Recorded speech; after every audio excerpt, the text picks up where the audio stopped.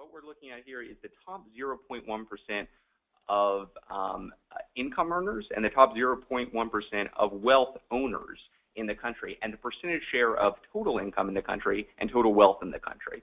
And the two takeaways are, one, what you see is this top red line is the percentage of the national wealth owned by the top 0.1%. It's higher than the blue line. What this tells us is that throughout history, since 1917, the folks at the very top of the wealth spectrum own a larger percentage of national wealth than the folks at the top end of the income spectrum own of national income. They're both growing over time. This is the second takeaway. Since about the late 1970s, we've seen a significant increase in both wealth inequality and income inequality, but we've seen wealth inequality really take off. So when you think about all the discussion over the past several years about the dangers of income inequality, it's true, it is growing, but wealth inequality is growing even more. So that's one of the big takeaways here.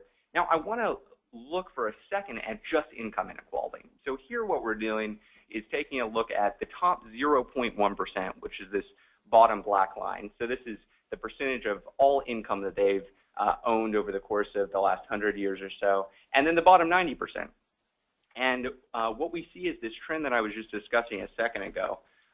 We see that the bottom 90% are owning less and less of total national income, and the top 0.1% are owning more and more of total national income. These are the trends that we've been hearing about, that we are the 99% advocates, the worrying about the growing income inequality. That's what this is.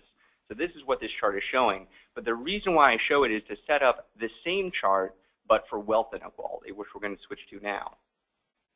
And what you should be doing now is gasping, because the difference between the last chart and this chart is extreme.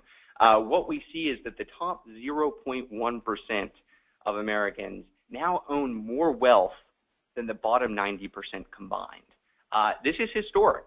The last time this was the case was back in 1936.